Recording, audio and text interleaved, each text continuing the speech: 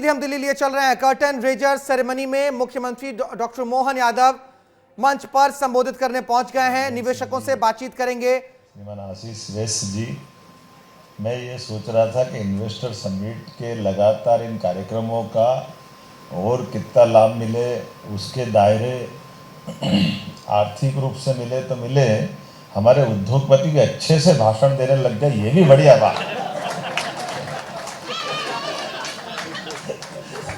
ये भी कोई कम बड़ी बात नहीं है।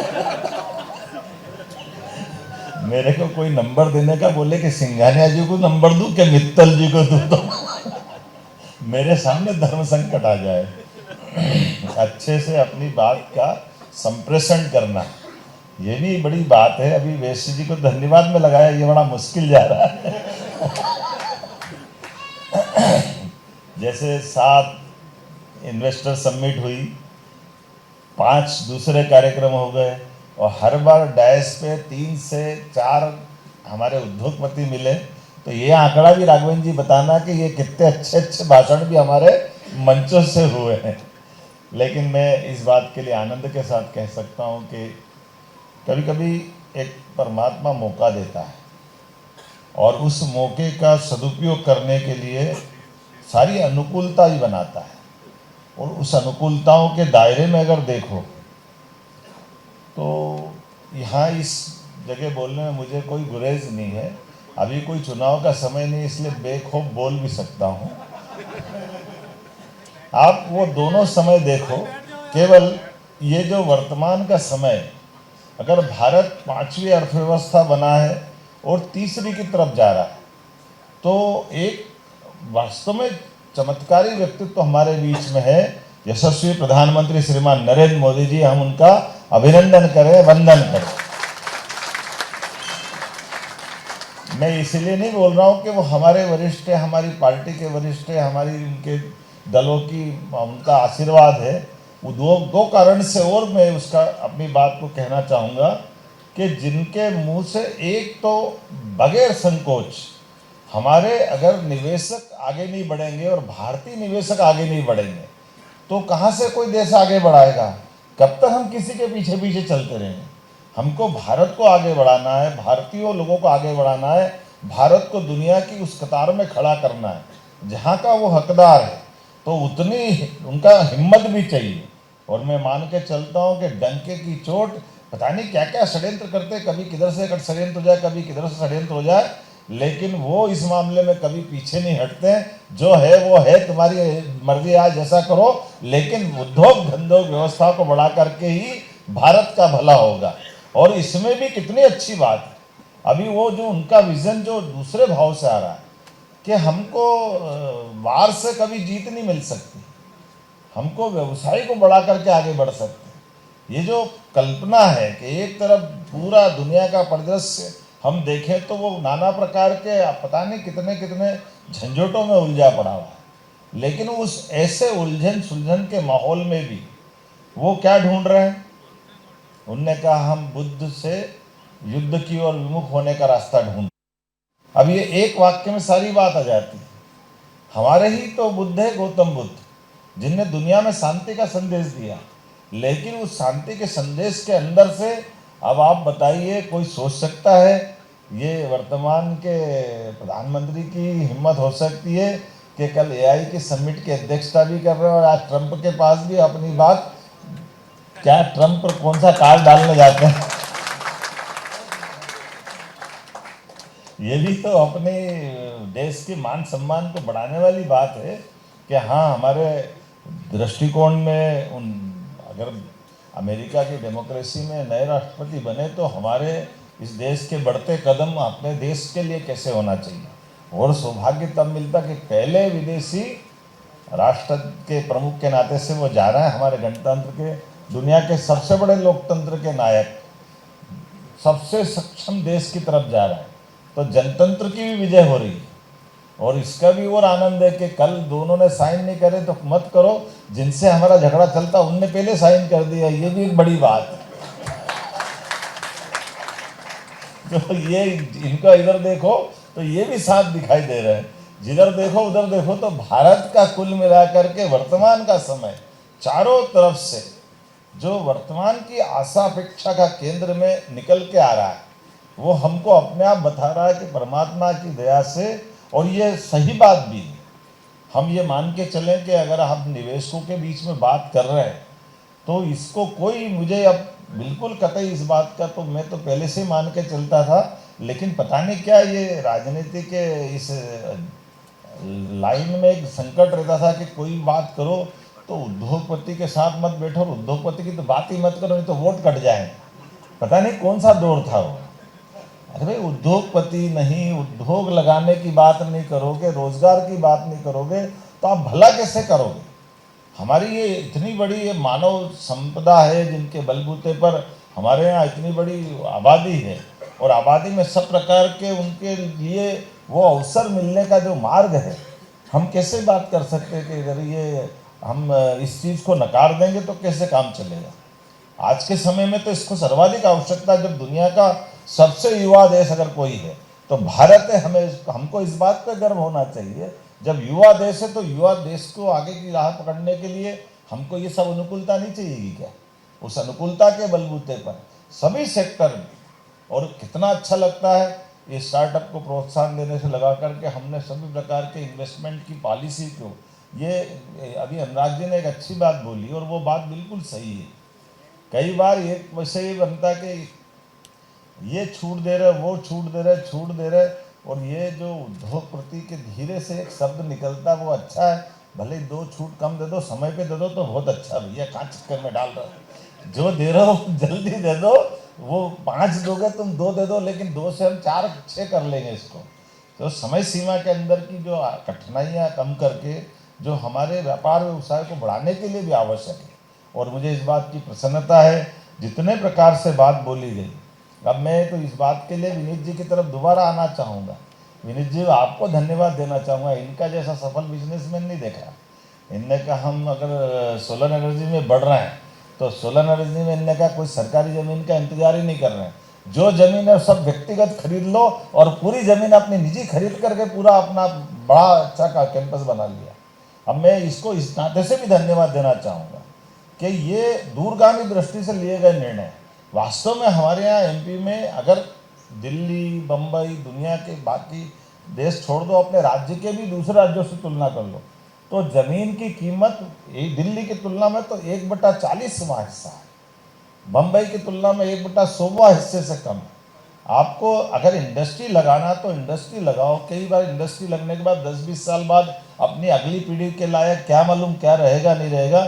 ऐसे में इनके रास्ते पे चलने से बिल्कुल जीवन में अमृत मिलेगा। अगली पीढ़ी कुछ नहीं करेगी, जमीन बेच के हिसाब चुकता करे तो काफी हाथ में पैसा आ जाएगा, परवारा काम हो जाए, उसमें कोई तकलीफ नहीं है। इतना बड़ा जमींदार बना के छोड़ दिया, कोई कम बड़ी बात थोड़ी।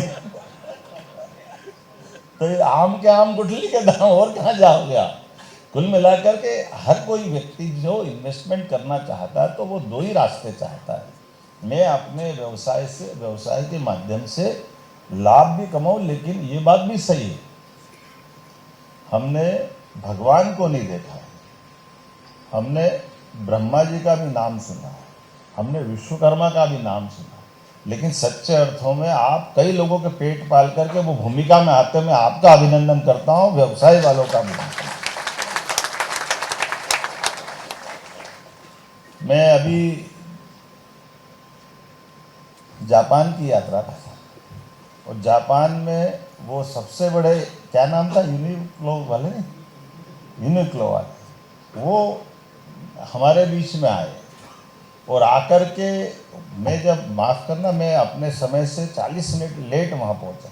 मैंने 40 मिनट इंतज़ार किया, और जापान के सबसे बड़े धनी आदमी और जिनका सबसे बड़ा रेडीमेड गारमेंट्स का काम, और वो अच्छा होमवर्क करके आए। और वो आए तो आए, उन्होंने एक राय और दी कि मेरे साथ एक बहुत बड़ा उद्योगपति वो भी आना चाहेगा, और आपके यहाँ कपास का जो उत्पादन है वो कपास की बहुत बड़ी संभावना है, धागे से लेकर कपड़ा तक और कपड़े से लेकर रेडीमेड गारमेंट्स तक का निवेश का बड़ा संभावना का राज्य अगर कोई है मध्य प्रदेश। और उसमें से उन्होंने दूसरी चीज़ एक और जोड़ दी कि वो मेरे साथ जो आ रहा है वो इसमें भी काम करते हैं, वो केमिकल इंडस्ट्री का भी काम करते हैं, दूसरे भी काम करते हैं। तो हमारे बेचारे अधिकारी तो अच्छी बात रखते हैं, वो व्यापारी तो है नहीं कि बात कैसे करना, क्या सोचना, कैसे सोचना। तो उनकी बात पकड़ के उन्होंने कहा नहीं हम इसमें तो बहुत अच्छा करेंगे, केमिकल में हमारे अच्छी बहुत बड़ी गुंजाइश है। तो उन्होंने कहा एक मिनट जरा सुनो, तुम केमिकल की बात निकाल भी मत देने तो वो छोटे में से निपट जाएंगे, तुम्हारा नुकसान हो जाएगा। तुम तो वही की बात बताना बड़ी वाली, क्योंकि हमारे पास इन्वेस्टमेंट करने के लिए बड़ी जो संभावना केवल उस पर चलो। तो ये जो वास्तविकता है कि जो अपने आप बड़ी संभावना वाला अगर राज्य देखें, वास्तव में ये जो सारी बातें हमारे यहाँ एनर्जी की बात कही, सभी प्रकार की एनर्जी के लिए, सभी प्रकार की व्यवस्थाओं के लिए, और ये जो आपने अच्छा व धन्यवाद मेरे अधिकारियों का भी, इनके लिए भी बोलते बोलते इनके भी भाषण देना, ये भी अच्छा सीख गए, मुझे भी मजा। लेकिन भाव समझ में आता है, उसमें भाषण नहीं है। हमारे द्वारा करत करत अभ्यास के जड़मति होत सुजाने से जो कहा गया वो ऐसे ही नहीं कहा गया है। तो हम तो सब पढ़े लिखे समझदार लोगों की श्रेणी में आते हैं। हमारे मन के भाव है कि अगर मैंने सारे मंत्रिमंडल के माननीय 7 मंत्रियों को अपने अपने विभाग बांटे हैं और मैंने कहा कि मैं इंडस्ट्री डिपार्टमेंट अपने पास रखता हूँ, तो आप बताइए कोई इंजन के बगैर ट्रेन चली है क्या आज तक? इंजन चलेगा तो ट्रेन चलेगी। इंजन को अपनी डब्बों को खींचने के लिए कई गुना ज़्यादा आग उसके अपने दिल में जलाना पड़ती है, तब वो अपने इंजन ट्रेन खींच पाता है। तो मैं स्वाभाविक रूप से अपने पास कुछ मंत्रालय रखता, तो उसके लिए अगर मेरे को लगातार इन्वेस्टमेंट सबमिट करना पड़ेगी तो करना पड़ेगी कि नहीं करना पड़ेगी? उससे कैसे पीछे रह सकता, उस दिशा में आगे बढ़ना पड़ेगा। और ये बात भी सही कि बार बार मिलने से, बार बार बात करने से, सब प्रकार के संवाद करने से, विषय लाने से, एक बार बात नहीं आई दूसरी बार आ जाएगी, दूसरी बार नहीं तो तीसरी बार आ जाएगी। जो सब मिलकर के परस्पर संवाद होकर के सकारात्मकता के साथ आगे बढ़ने के संकल्प तो पुष्ट होते ही हैं, वो तो मजबूत होते ही हैं, उन व्यवस्थाओं का सुधार होता ही है। और वही कारण है कि लगातार जैसे छोटे छोटे स्थान पर, और हमारा राज्य तो इतना बड़ा है कि राजस्थान के बाद सबसे बड़ा राज्य अगर कोई है तो मध्य प्रदेश। इतना बड़ा भौगोलिक एरिया है, और इतने बड़े भौगोलिक एरिया के बावजूद भी हमारे पास जो अपार संभावना सब सेक्टर की, कोई सेक्टर बाकी नहीं। बात इतनी प्रकार की है कि नदियों का जल की बात भी अगर करें तो नदियों के अंदर आप नर्मदा जी की बातें आपने बताई है। नर्मदा जी की पानी का वेग हमारा, आप कल्पना करोगे कोई ग्लेशियर नहीं है ऊपर, कोई बर्फ का पहाड़ नहीं है, कोई कुछ नहीं है, लेकिन वनों की अपने अंदर की जल राशियाँ इतनी आती है कि पूरे मध्य प्रदेश को, पूरे गुजरात को, राजस्थान तक को, सबको सरसब्ज कर रही। अकेली एक नदी, और अकेली एक नदी नर्मदा जी नहीं, ऐसी हर नदी आप बड़े बड़े कोई से भी राज्य उठा के देख लो, अगर जमुना जी और गंगा जी का प्रभाव आज की दिशा में हमको दिखाई देता है बिहार के पहले तो चंबल नदी अगर जमुना जी में नहीं मिले हमारे पास आगरा के पास से, तो उतनी धारा से वेग जमुना जी का आगे गंगा जी के रूप में नहीं बनेगा, और फिर वो बिहार तक आते आते थक जाती है, तो फिर सोनभद्र मध्य प्रदेश से निकली नदी बिहार में फिर वापस उसके प्रभाव को बढ़ा कर देती है। ये मध्य प्रदेश की जलराशि है। और अकेले ये नहीं, ताप्ती से हमारा महाराष्ट्र लेके गुजरात तक का सारा नदियों का क्षेत्र, सब तरफ से तो पानी है, सड़कें है, 5,500 किलोमीटर का राजमार्ग का अगर नेटवर्क है, तो मध्य प्रदेश के पास कोई राज्य इतना बड़ा नेटवर्क लेके नहीं, जहाँ NH हमारे 5,500 किलोमीटर थे, 550 ट्रेन हमारे यहाँ चल रही है, 6 एयरपोर्ट हमारे यहाँ चल रहे हैं, और बाकी पाइपलाइन में बहुत सारे अलग अलग सभी प्रकार के सेक्टर में आगे बढ़ने के लिए। टूरिज्म में आओ, टूरिज्म में भी किसी प्रकार के भी, और क्या क्या इंसेंटिव देते हैं।